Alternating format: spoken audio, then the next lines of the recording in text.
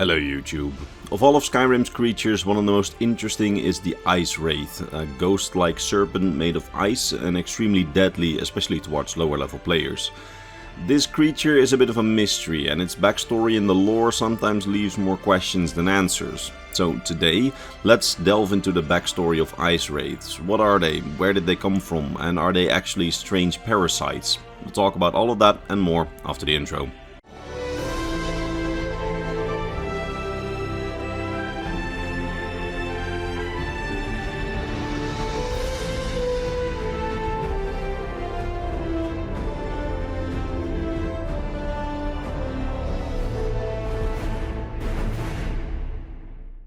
So, Ice Wraiths. Ice Wraiths, as I mentioned in the intro, are snake-like wraith creatures with bodies made out of magical hardened ice. They have existed in the lore since before the Elder Scrolls 3 Morrowind being introduced in Redguard's lore, and have always been described as some of Skyrim's most feared creatures. In the current lore, they are described to have magical mist and blue flames engulf their bodies, which in combination with their magical ice bones are bound together by mysterious nature magic.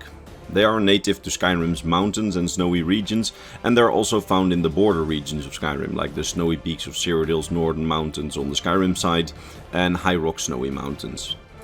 In the wild, they tend to live in cold and snowy remote places, where they can become one with the snow and sleep or hibernate within the snow.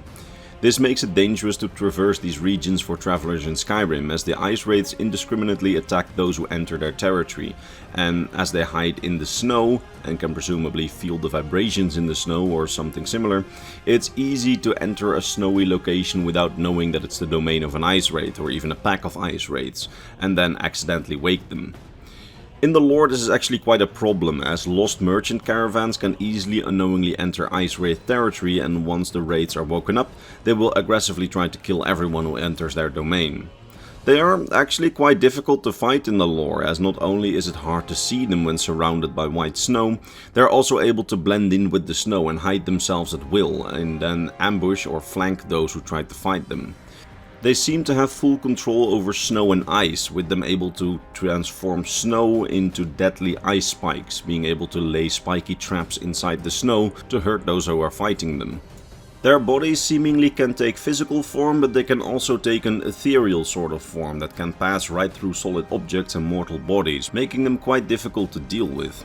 And when one does manage to kill one, it isn't over yet, as Ice Wraiths, upon their deaths, violently explode, shooting ice spikes in all directions, making it very hard to deal with packs of them, as when one of them dies, it can use one last violent self-destructing last gasp to weaken their opponents, for the other Ice Wraiths to then deal with them. And even when fighting one alone, this could mean that the Ice Wraith takes you with it to a snowy grave.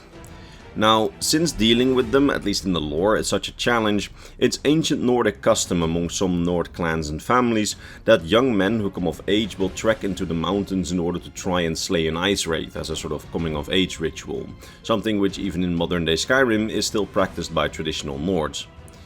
Now, Ice Wraiths are said to be relatively intelligent creatures, described as being simple-minded yet lucid creatures, meaning that they at least have some intelligence, as they can lay traps and seemingly act with purpose and with some rationality, definitely putting them above your regular monster creatures in terms of intelligence. In this regard, they are actually a little bit similar to Spriggans, although Spriggans seem to be a little bit more intelligent than Ice Wraiths, as Spriggans are able to learn language, something which Ice Wraiths cannot. But despite this gap in intelligence, so many scholars on Tamriel see the Spriggan and the Ice Wraith as very similar creatures, often grouping them together in descriptions, as both are described as nature spirits rising from Nirn, and having some control over their native elements, and despite being natural spirits, both are aggressive to travelers. Now, interestingly enough, while Spriggans tend to protect natural and beautiful places, it doesn't seem that Ice Wraiths have specific places that they protect, rather they seem to just have their own habitats and territories. And to be very honest with you, I think that they are even more different to Spriggans, as they might even be sort of parasites and use parasite tactics to procreate. You see, in the book Kind's Challenge, we get some idea as to why Ice Wraiths may be aggressive towards travelers. You see, in that book, combat with an Ice Wraith is described, and in it we can read how the guy fighting the Ice Wraith got attacked by the Wraith, and then suddenly the Wraith lunged at him and entered some ethereal form. The Ice Wraith then passed right through his chest and entering and exiting at the back of his body without leaving a hole or another trace in his body. But at the moment that the Ice Wraith had passed through, the guy began to shake violently and turned as pale as the snow, and after a few moments, from his mouth there appeared a second, smaller Ice Wraith. I believe that this may indicate that Ice Wraiths use mortal bodies for procreation, and that therefore they will attack any mortals hoping to procreate by using their body energies to create more Ice Wraiths. But that's just speculation based on what I read. It's also possible that the second Ice Wraith in that story which appeared was just a temporary manifestation. But I found it to be a very interesting prospect that Ice Wraiths attack so aggressively because they want to use mortal bodies to create more Ice Wraiths, like a bit of a parasite. And so, while Tamrielic scholars often categorize them alongside Spriggans, I think that they are quite different, as Spriggans are nature spirits that protect nature, while these Wraiths don't necessarily seem to protect anything, and if this theory based on observation is true, they might even be parasites of some kind, which would be extremely interesting, but it's a theory, I may be reading too far into this, so take it with a grain of salt. Now, another hint that they are very different from Spriggans comes from a source written by an inhabitant of Cold Harbor, the Plane of Oblivion of the Daedric Prince Molech Bal, where one Ice Wraith is described as a denizen of that realm, meaning that Ice Wraiths might even be Daedric in origin, but we also know that some Daedric princes import creatures from Nirn into their own realm if they like them and even try copying them and making their own. So unless we get more evidence, I wouldn't necessarily say that Ice Wraiths are likely Daedric in origin, but it's an option to keep in mind. Now, some final notes about Ice Wraiths that I wasn't really able to fit in anywhere else. While the ice making up their body looks like relatively normal ice, it is actually far from regular ice. For one, the ice that makes up their bodies has tons of magical properties, and there are some folk legends about healing and magical properties that are ascribed to eating this ice.